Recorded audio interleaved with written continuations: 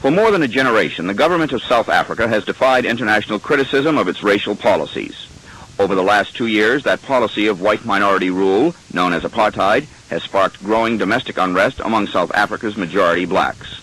The Pretoria government of John Vorster has answered that unrest with periodic crackdowns, one of which resulted in the mysterious prison death of black leader Steve Biko. Later arrests and newspaper closings led the UN Security Council to impose a total arms embargo on South Africa.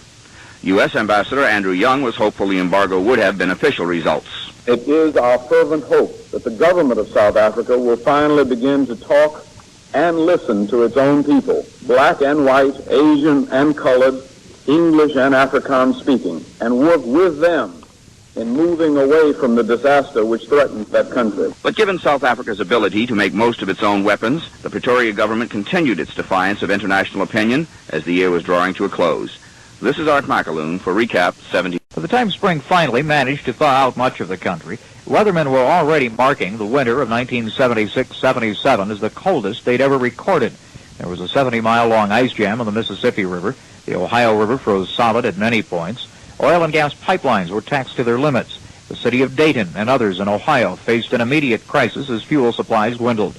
Winter is usually a cycle of several days of frigid Arctic air, then several of warmer air from the southwest.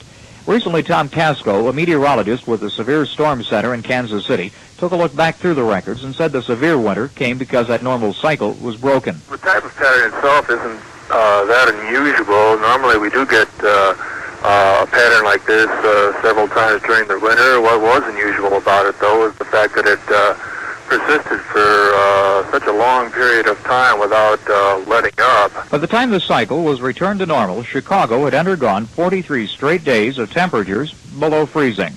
This is Chris Graham for Recap 77.